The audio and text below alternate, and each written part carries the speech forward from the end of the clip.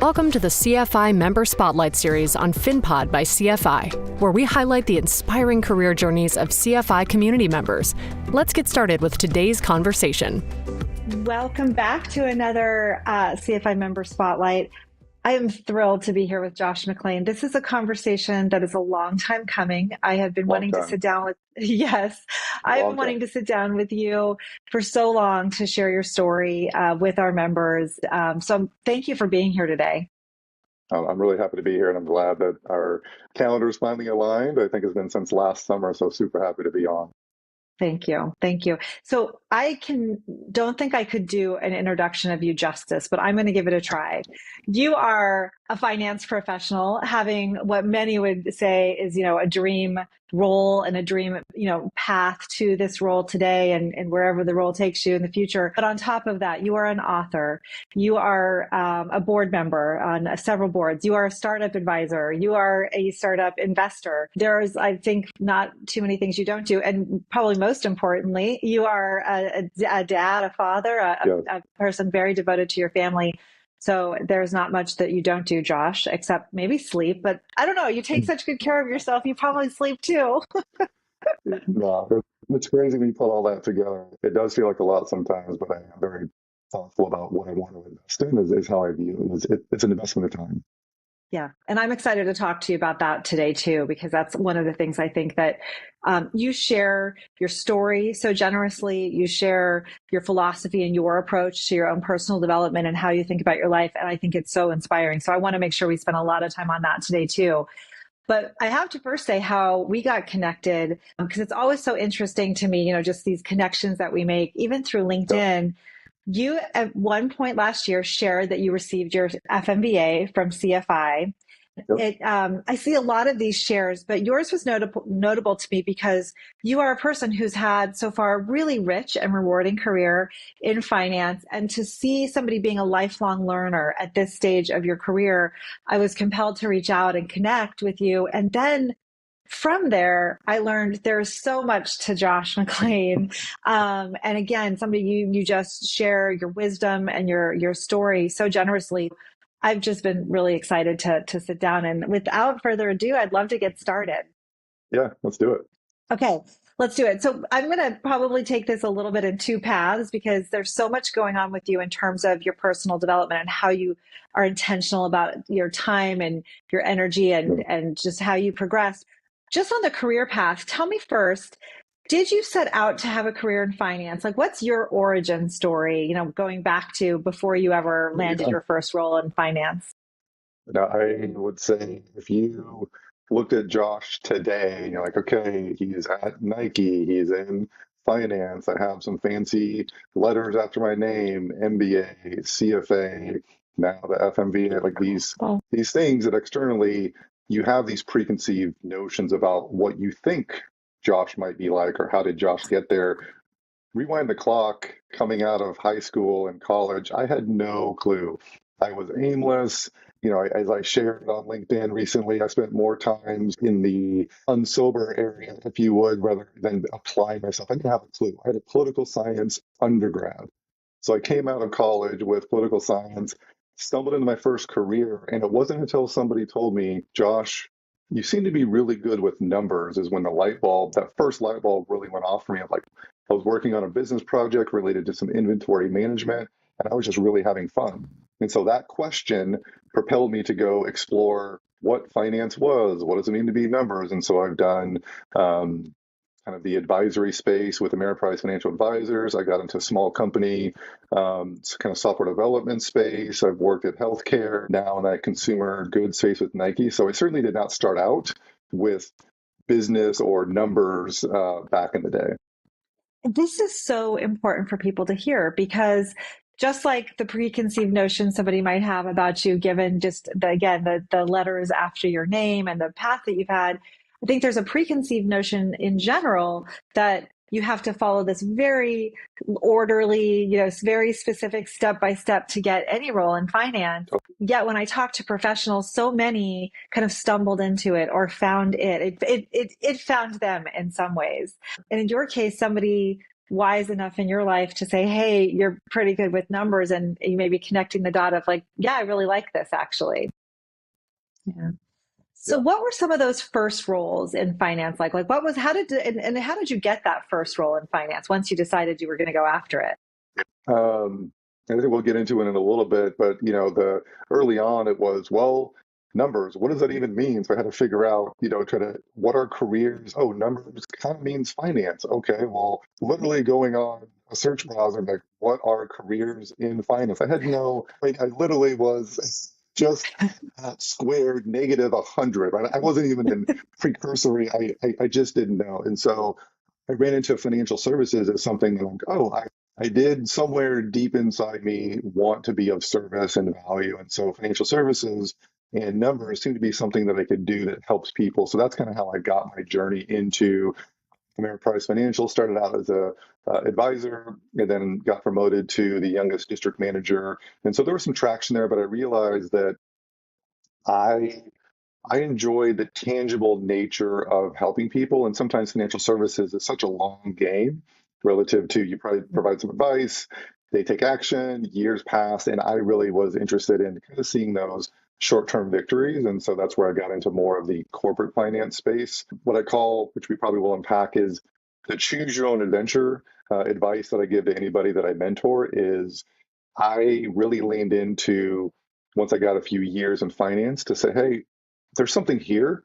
And most people get really lasered in on I have to do X and it's a job title focused. I zoomed out and said, what are three paths that are totally different within finance? So I kind of widened my aperture. And I said, what are three different paths? And I said, I don't know which path is going to be true or which one will actually come to fruition, but each one, two, and three, I will be wildly excited if they're true. And so I did that.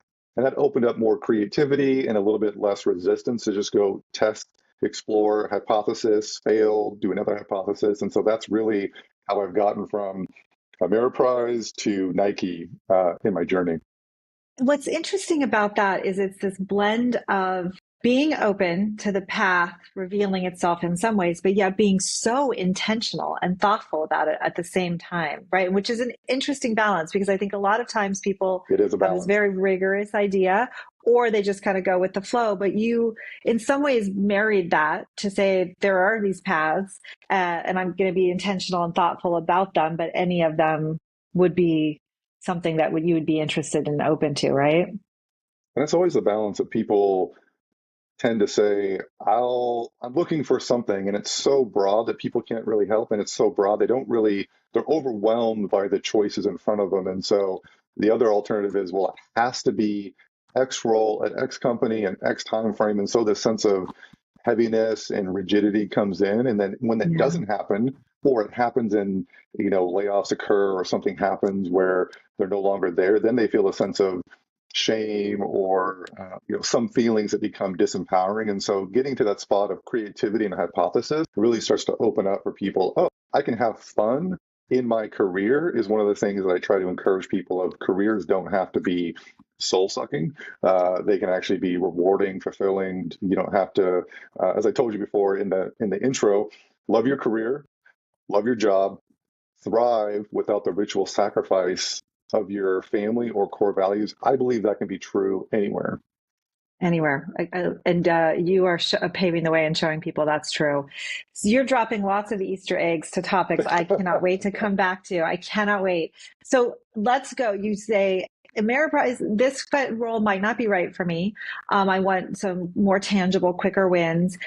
So what was that next role and how did you get that then, going from financial services and advisory to that next thing? Yeah. So rewind the clock.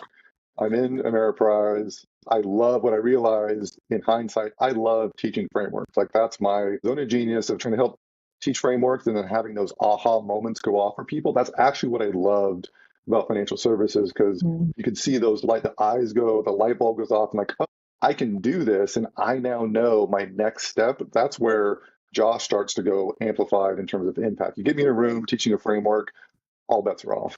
But at the time, I realized that I actually did relatively well in math class back in high school.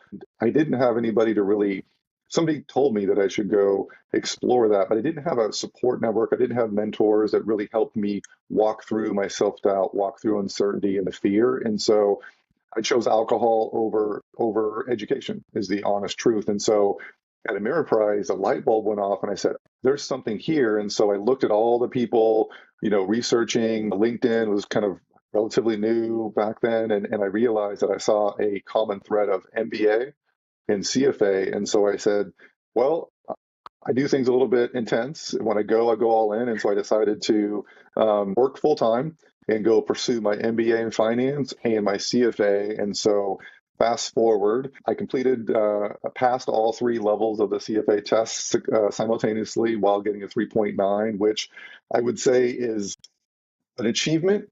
But I don't even know how I did it. It was kind of the zombie years of a lot of studying, too much coffee. That getting through that allowed me to open the door to say, okay, now there's 3 different finance paths. For me, it was like venture capital, private equity, and then corporate finance. Those are my 3 choose your own adventures. It just so happened that corporate finance was the first door that kind of opened, and I've just been opening more doors ever since. Okay. We have to take one moment and talk about passing all 3 levels of your CFA, getting your MBA, and working a full-time job. And you had a family at that point, or you were married, right? No, I was married.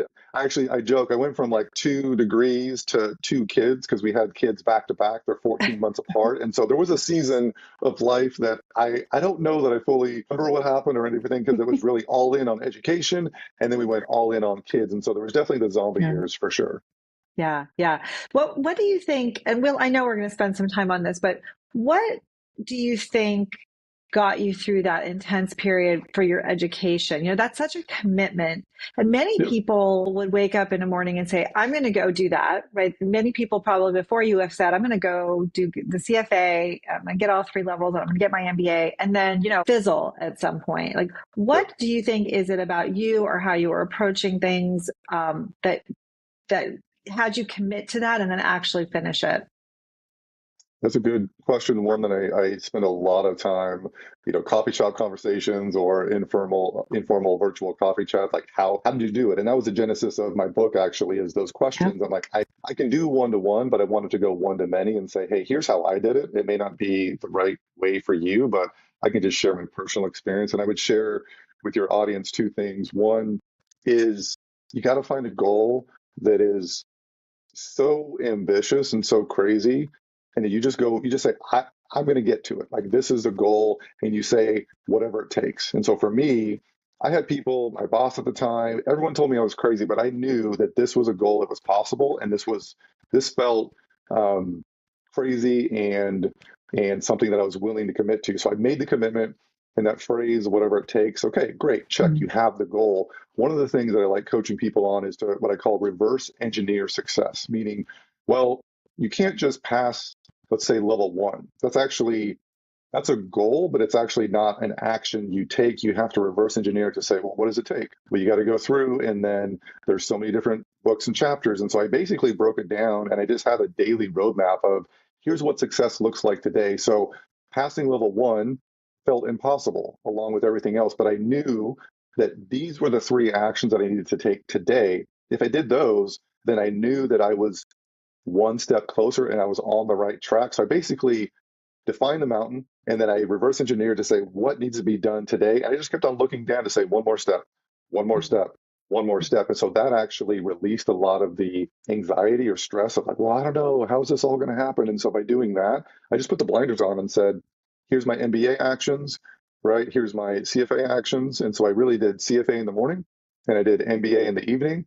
And that's as simple as it sounds. That was my success path. Well, and it does sound simple only in that this is true for personal goals as well as I find executing plans internally in organizations is you have to have a plan. And when you really look at things that somebody doesn't, achieve the goals they set out to, or a company has a plan, but they don't actually, or they have a goal or a strategy, but they don't actually execute against it. It's usually because there's a lack of a detailed plan of just one step in front of the other, right? And that can feel like at work, it can feel like really in the weeds or something, but that is the work, you know. So I think it applies both at work and in our personal development and personal goals setting too. And Yeah. as you notice in my background, there's a bunch of books, and some of those are actually on the science of progress. And one of the things Hmm. that intrigued me the most was it's not people don't shy away from hard work. They actually want goals that are meaningful and exciting to them. What really drains people is feeling the lack of progress. And so as a leader, either it's in the family, like you leading yourself or leading your family or your team, it's about helping the team define meaningful progress in short bursts so they don't feel this future goal is unattainable and you're just grinding every day and you're like not sure. So celebrating the progress and the victory Yeah. is really what helps you feel energized because people want to go get after big goals, is what I believe. Yeah, absolutely. So before we move on, you touched on your book and you touched on the books Yep. behind you. So I have to just say, I really recommend everybody read Catalyst. It's available. You can find it on Amazon or your bookstore of choice. But I say that because it's inspiring, but it also provides a framework. In true Josh, you know, kind of a way of being, like, it gives concrete steps and actions and ways for people to think about their own goal attainment and what's going to work for them. So I had to stop and say, you are a published author, and the book is both inspiring and actionable. And so I think I love that you took what you went through and put that down in writing. Okay, so Yep. really I want to finish up a couple other things on your career path, and then we've got to Yep. take some steps backwards. So you Yes. have those three choices, you know, private equity, venture, corporate finance, you get your MBA, you get your CFA. So you get your first role in corporate finance. What was your first role in corporate finance? Well, I kind of switched jobs during my MBA program. So I was in a healthcare software, basically a VAR, so value added reseller for GE. GE had their medical practice software, and we had a analytics package that went around it and did some support. So I was working there when I graduated, and the economy. It was 08, 09, and the economy was less than great at the time. And so I really sat not knowing what to do, honestly. I'm like, well, I had this vision, this dream, and then the economy didn't match my expectations. And I do want to say that I encountered my first mentor after that, and that person really helped me change the trajectory of my life. And so people ask me, Mm, like, why are you so motivated with Catalyst or your book or anything else? And it's really, I didn't have anybody that really sat down and said, Josh, I'm for you. There was always some kind of ulterior mm, motive or something, or they didn't want to give me like the time. And so having somebody in your corner that just is for you without any requirements is something that's valuable. So that's my sidebar. So I really was looking for roles. My first job that I got that was really in corporate finance was with Cambia Health Solutions. They're a Regions Blue Cross Blue Shield provider in the local Oregon area. So I went into there doing strategic finance, so a blend of kind of corporate FP&A budget forecasting along with business case, and it was really around digital transformation was like my area of specialty. okay. And then from there, did you move then into your current role, or was there some other stop in No, between? I applied for Nike. Nike was always the tallest mountain I could see. As a little kid, I was like, what can you do? And so I want to get some goals. I want to go after big things. And Nike was the biggest mountain. And so I applied for Nike. There were some interviews that were occurring, but then this company in the local area called KinderCare Education, you may be familiar with them. Sure. They called me based on my LinkedIn profile. So as a little sidebar, your LinkedIn profile is your best marketing tool for anybody looking for how do I look for a role. KinderCare reached out to me and said, hey, would you be willing to talk to us about this finance role? And at the time, they gave me an offer before Nike could. So I thought Nike was packed away in the suitcase in the closet, and I went with their after school line of business called Champions, kind of acted in a line of business CFO type role, doing full P&L, capital allocations, some M&A activity, kind of really everything in that in that goal, partnering with their brand president. 3 years passed. It was the best role, best company. They were really like textbook engaged leadership. It was all wonderful, but Nike was still gnawing at me. So I was actually in the airport in Las Vegas, and I just couldn't get out of my head. So I reached out to my Nike recruiter, and I said, are you still with Nike? And they said, yep. And about 3 days later, it was a Saturday morning when she sent me a text message saying, hey, check your email. And there was 2 job descriptions of people that wanted to talk. So that quickly turned into 2 job offers with Nike. And that started my journey with really engaging with Nike around their digital and direct transformation.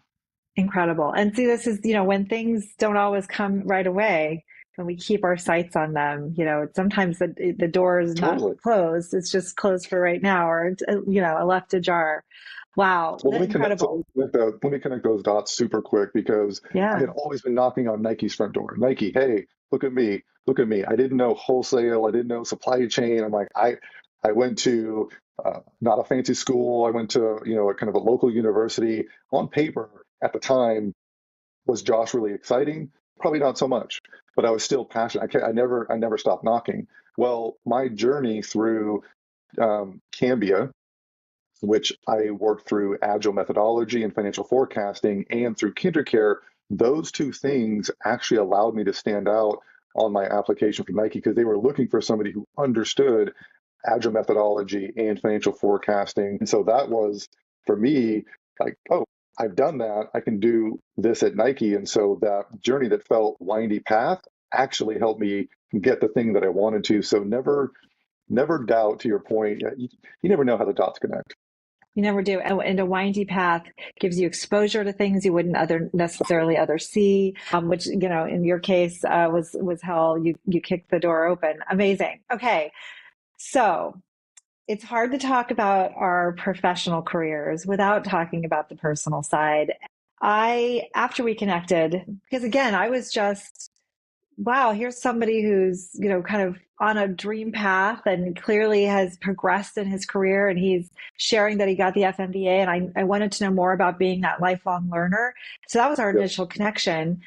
But after that, then quickly, I saw this whole other side of Josh, and one that was just humble and fully present and so generous with sharing his life. And so let's just talk a little bit about that. And maybe you shared your origin story. You glossed over high school and early, college.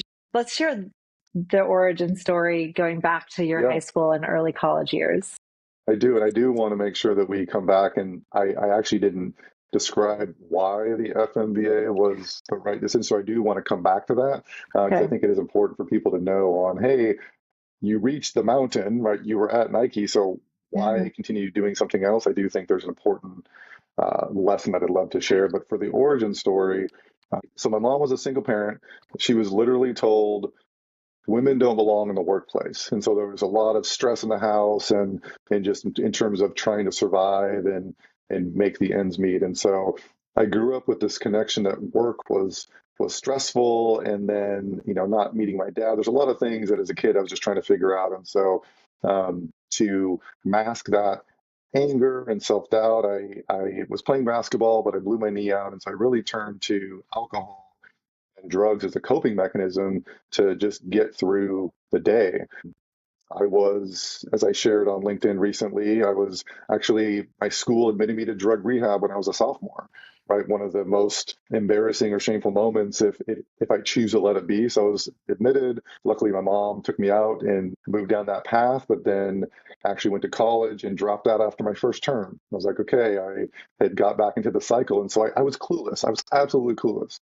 And as I mentioned before, that light bulb went off after graduating. It's like, oh, there's actually something more just inside me burning to just contribute. And so that really ignited my own personal development path. And most of my early work was external, meaning, hey, let me go read, 80/20 and figure out, how do I be more productive? Or I need to do this skill or this hack. And so it was all trying to be externally better. But I never actually worked on kind of the internal Josh and the stuff that I had tucked away in the closet and never talked about. And then in 2014, I was rear-ended, suffered a traumatic brain injury, which had body pains. I laid on the floor for many months straight, just couldn't get out of the pain, had headaches. I had to learn how to read again through vision therapy. So there was definitely many years that were just a dark season, and I really lost the will to live. And I had to dig deep to figure out how do I get past that. And that's really where you see pre-car accident. I had this cardboard facade of what I thought success was, who I thought Josh had to be based on other people telling me. Post-car accident, in the book, I talk about kicking down that cardboard facade to be like, hey, I need to show up authentically and find a way to not play somebody else's game. And so what you see, whether it's on LinkedIn, this conversation, or elsewhere, it's really me just being authentic and finding that true voice. And so there's the Nike Josh, there's the corporate finance Josh, then there's the Catalyst Josh. That's all about growth and advancement. And for a while, I held those two separately. I didn't. I had this like firewall. I'm like, well, corporate finance Josh can't really talk about Catalyst Josh, and so I kept it a secret because I didn't know how to bring them together. And over the years, I've through some assistance and great coaching, figured out how do I bring those and say, hey, it's all one person. That version shows up at Nike through finance, through advising business partners. I've taught Gallup Strength Finders workshops, taught career mentoring sessions at Nike. I brought external people in to speak. So that's still true. And then externally, I do things even today. Later today, I'll be on Nike's campus giving an entrepreneurial presentation to some high school students. So it is who I am. And it shows up in the corporate workplace and it shows up externally. And once I realize this is just who I am, then it becomes much more easy to show up authentically and actually do the things that give me energy. And that's what I hope that everyone finds. Yeah. I want to come back to being authentic in personal and professional lives. But I want to first say, just even sharing your struggle in high school and, coming into college and then dropping out, I think is so important for people to hear, because there is this, external preconceived notions we have about paths to success or paths that, are fulfilling. And I think even so many young people don't realize you can be a mess, that you can be way off track and not know what you want to do. And that, there is a path out of that, right? To fulfillment and to the things that are important to you, or finding those things that are even important to you when you don't know. And I think it's so important to hear those stories, because so many people are a mess, right? At some point in their lives. And we don't know it though, because they're not authentic about it when we kind of come out the other side. So we keep the facade looking like everything's always just been perfect. And then people don't get to hear the stories that might inspire them or help them kind of come out of those moments when they don't know what to do next or don't know who they are. So here's hold on one second. I think one of the biggest odds too was I didn't realize it until kind of after the car accident, but as I really reflected on, okay, what journey am I on? I can no longer hold up the cardboard facade. I just can't do it. I realized that somewhere along the way, probably all implicit, like nobody actually told me this to my face, but I had attached my identity, who I am at my core, to my job title. And I thought my job title equaled my identity. And I've just realized I do a job, I have a job title, but it's not who I am. And so then I was so freeing for me to say, well, I'm a problem solver. I solve problems with numbers. I drive insights. I can do that across any industry, any job title. And so knowing who I am allowed me to break through this job title identity stigma. And that's where I see a lot of people when they lose their job or they're looking for a new industry or career, there's this subconscious attachment to, well, I'm an X, whatever it is, financial analyst or manager. And it's just, once people see that fallacy, then the light bulb goes off and they're so much more free. Yeah, it's freeing, right? And yeah. Totally. So how did you, I think I mentioned this in an email to you recently, like I hate to use the word brave about being authentic at work, but it is the word that comes to mind. Like, how did you decide or go through that process to say, I am going to be authentic and open and, not compartmentalize and have this cardboard? Like, what was that? Was it a light bulb moment? Was it a process for you? Was it difficult those first few times you got vulnerable and real? Like, share a little bit about that. Yeah, I would say it was really, as traumatic as the car accident was and the recovery, it was really, I use an analogy. It's you're either an egg or a bouncy ball. And for me, I realized that I was thrown against the pavement And some people crack, right? And they crumble like an egg and they just splatter. And others are a bouncy ball. And the harder you throw them against the concrete, the higher they rise up. And it really comes down to it's a choice. And so for me, I realized I have a choice on how I choose to show up and actually share with people. So it really started with my individual one-on-ones. I had a team and I was like, hey, I'm going to bring authenticity into my one-on-one conversations. I don't really know the larger team structure or corporate. I don't trust that yet. So I'm just going to start with one-on-one. And the feedback, just the actual real conversations and asking people, well, what are they dealing with and how can I support them as a leader, really started to get some traction and energy. And so that started with larger groups. And then eventually, I'm like, the next step is to be courageous kind of in that digital space and share more on LinkedIn. And so it was really a step of even people reading my book and be like, hey, that was encouraging. I'm going through X, Y, Z, and you gave me the courage to do something that they didn't know how to do. So seeing those little glimmers of hope really helped me understand that my purpose on earth is much larger than whatever spreadsheet that may be fancy, whatever PowerPoint deck. What I can do is much larger than that. So that's kind of the overall kind of quick story.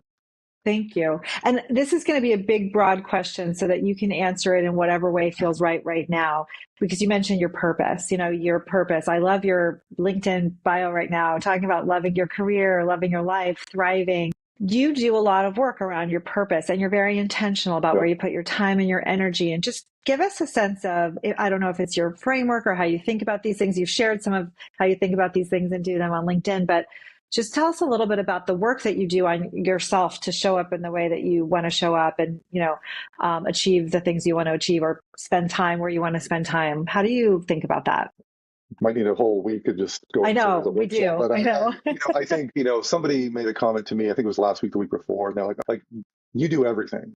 And this, once again, preconceived notions based on what I'm sharing, they have this sense of almost, they were some element of like, hey, you're doing good work, but also this sense of like, I'm not doing enough. And I'm like, hey, I'm not doing everything. What you see is it's very intentional. And so I have a couple things that I do. One is, if you think through finance, right, ZBB or zero-based budgeting, I have a kind of a zero-based budgeting prioritization for my activity. So my family kind of energetically gets my first fruits of energy and being present. And so while you may see me on LinkedIn or like, oh, you must be so busy and XYZ tomorrow, which will be a Saturday, I'll be sitting on the couch playing Nintendo Switch with my kids. I'll be playing Mario Kart, probably losing, but that's okay because the family gets the first part of like, hey, here's what you need for me to be there, to be present as a dad.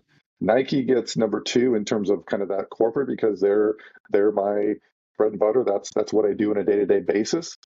Number 3 is actually mentoring and serving, kind of that pro bono work. So people that want to meet with me, they're in high school or college. And so number 4 on the list, which seems pretty low, is actually the work I do under Catalyst Ignite. I get really, a lot of energy from it, but it is sequential. So I know that on some days, I just can't do anything with Catalyst or mentoring because Nike and family takes priority 1. And so I have a really clear prioritization list. And then I'm also clear on what gives me energy.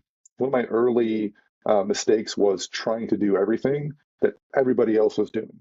And so I looked at, what Joe was doing, what Sally was doing, and I was like, well, that's good. Therefore, I should be doing it. And I realized that I need to find what gives Josh energy. And so that allows me to say no to a lot of good opportunities because it's not aligned. So if I tactically, well, what does that mean tactically?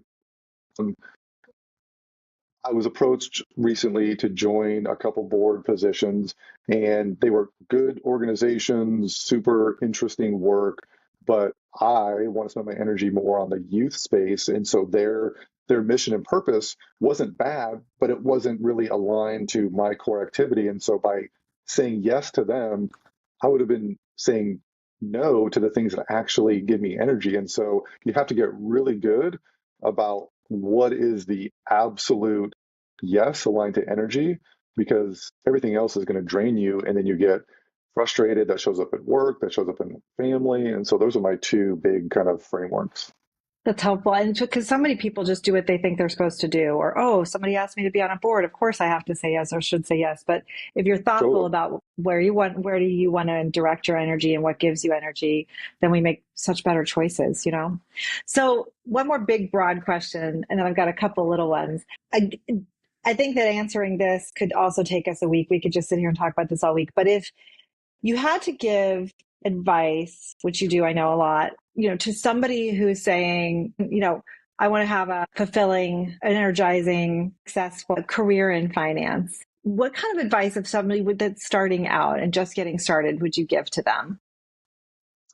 I think the first advice, there's a lot of, I will say, buzzwords in there, right, that are fulfilling and success. And really, I think it comes down to understanding, like, what does that mean to you personally? Yeah.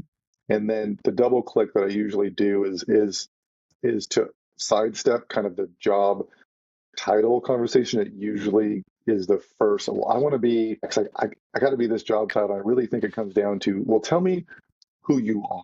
Where are those moments where you've done the highest point of work, the project you're most proud of? It doesn't have to be in finance at all, but it's really taking those moments to say, where were you at your best? Where did you have the highest energy? And then trying to translate that into say, well, what type of finance role or career path would that mean? Because some people are really good. Like there's finance people that all they want to do is be heads down in the spreadsheets. They're the macros, they're the coders, they're the people that are just like, give me a headphone, give me a venti Starbucks and leave me alone. And I will make the most beautiful spreadsheet that you've ever seen. Right? Those people don't really enjoy the human interaction. They want to get to like the technology engineering side of things. There's other people that, like me, I actually want to be sitting at the table with non-finance leaders and helping visionaries translate their vision into actionable executing plans. And so those, you have to understand where do you do your best work, and that really defines the type of roles, the companies, the industries. And then once you have that knowledge, you're no longer looking at a job title saying, please choose me, please tell me that I'm okay. You actually have the strength to say, hey, this is who I am. For Josh, I solve problems using numbers. Okay, well, tell me about the role. And if they want somebody to be, sitting solo on a spreadsheet, talking to just other finance people all day, I'm not your guy. Like, and that's not a bad thing, but you need somebody who actually wants to do that and gets energy from that and would rather do anything else but talk to a leader. So really owning who you are helps define finance careers. And so that would be my first advice. I love that. I love that. And you hit on something actually that I need to come back to really quickly, which is, the phrase like, strategic finance or finance is strategic is so overused, but you talked about it in a way that shows what it really means, which is there's certainly the number cruncher side of, that people can go down that path and just stay in a spreadsheet all day long. But there's this finance today is around helping business strategy actually take shape, right? And actually get done. So much about the role. Somebody recently said like finance is sexy. And when I was trying to say, well, what do you mean by that? There's this, it's that it touches all the parts of the business and it helps the business, right, get things done and executed and stay focused and, stay true to what the strategic direction of the company is. And I think that's a side that people don't realize. Like finance is out meeting with the cross-functional teams. Totally. Yeah. Totally. Okay. Well, let's go back to what on earth possesses Josh, who has all three levels of his CFA and his MBA, to get his FMVA? Because I love it. I love that you're a lifelong learner. But just tell us about that choice. Yeah, that's that was one of the biggest stories I was hoping to share. Like, well, what does that look like? Because sometimes I'm trying to figure out, how do I make a decision, or what do I do? And I think it ties, I'll tell my story, and then definitely I think it ties to some of the earlier conversations around, well, how do I break in if you're looking to get into finance, or if you're in finance, you're like, I want to be on this other side of finance. So rewind the clock through, and it's actually one of those things where publishing my book opened up an entirely different world of people and connections in terms of being on podcasts. Before COVID, I was on podcasts, and that kind of opened up this ooh, this is a different world that I never saw just by sitting at my desk cranking on a spreadsheet. And that door, so post COVID, kind of put my head back up saying, okay, where's the world at, where I'm at, what I want to do. I knew that the kind of non-corporate side or that startup side was still there. And so I had people in my network that we would meet and I would talk about, here's what I'm still interested in. I don't want to leave corporate at this point, but there's other things that give me energy and excitement. And so that connected me with somebody who was looking to do a kind of business case pitch deck for a startup that was around a part of finance that I had never dealt with. And so he was asking me would I come on and advise him to do a golf course A deal. Wow. So I had done some M&A due diligence, but I'd never been kind of on that side, and nor did I know anything about golf courses. That was my next question. I have purchased a set of clubs, but I have not really gone. I'm not a golfer, and so it was one of those things where. But the problem was interesting. It was actually a really cool course, and I talked with him. I was like, "Well, here's the deal. Because I was giving him business advice and strategy. He's like, "Well, will you be kind of my, pseudo CFO on the deal?" And I said, "We can do that," but I knew I didn't have kind of the brass tacks mechanics of how to take it kind of start to finish. And so when I looked around, I said, well, the CFA is great. In some cases, it becomes more theoretical and there's not as much application. In my corporate finance experience, it didn't go through VC or private equity. And so for me, there was a sense of, I know it, but I haven't actually done it for 10 years. And so there was a little bit of imposter syndrome, if I'm honest. And so I looked at companies, organizations, training, whatever it may be, that who can help me up level my skills, because I knew exactly where my gap was and I knew what I wanted. And so I researched probably for a couple of weeks looking at different places. And that's when I stumbled across your organization, looking at the value proposition and the actual training. And I would say CFI was, for me, head and heels over other organizations that allowed kind of that a holistic view of what is it, what are we doing here, but also giving you the tools and the practice step that was actually real life use case type examples that kind of blew me out of the water. And so I did that before I jumped into doing some of the golf course M&A deal. Incredible. I'm really, thank you for sharing that. And what fuels all of us at CFI is hearing people say, it was so practical and I could do it. And then I could go actually sit in the chair and do the work. And that's what we want people to feel like empowered, drop some imposter syndrome that everybody has at some point, just feel like I see sometimes, a kid comes out of college and they've been studying finance even, and they say, well, I've never actually built a model or don't even really know what, And so I think what more than anything fuels all of our instructors is that, wanting people to feel empowered and confident in their skills. So thank you for sharing that. I appreciate it. I've used some of that even, okay, fast forward, and then I got approached about this AI fintech startup, and I now have a little bit more confidence because I had done the golf course, and so we talked about it, and I was like, oh yeah, I know exactly what templates I'm going to go look at because I'm just like, well, what could I use for my toolbox? Because now I have this toolbox of I may not use everything. People have talked about some real estate. I'm like, I'm not going to go that route yet or now, and so I'm like, I don't need that in my toolbox, but I still have it. It's still a tool in my toolbox, but I'm going to use this tool today. And so that's where the breadth of tools, and I would say just the actual practical examples definitely blew me away. Thank you. Thank you. That's very good to hear. That's exactly what we want. So I appreciate that. Josh, I think everybody listening is going to pull what they need to hear from this, but some of the things I hope that they pull is being intentional about where we put our time and our energy and what we prioritize is important, no matter what stage of life you're in. That people, I love going back to our first few moments together. You talked about these external preconceived notions. You look at somebody and we see them just digitally, or we just see them kind of on the outside. And there's this idea that it was this perfect path, or that it was very tidy and linear steps. I hope that people hear that it's not like that for most people, for many people. And we just, people don't share their stories the way that you do. You're so generous about that. So I hope that people hear and pull from that it's not always perfect. It's not always a perfect path, but there is a path forward, and going back to being intentional and thoughtful about it. 100%. I think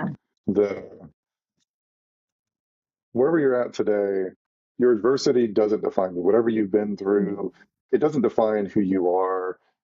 I think one of the biggest things that it's almost, I expect to see it now, even though before it was a little bit surprising, is people tend to think whatever they're at today, whatever circumstances that are today are going to be permanent.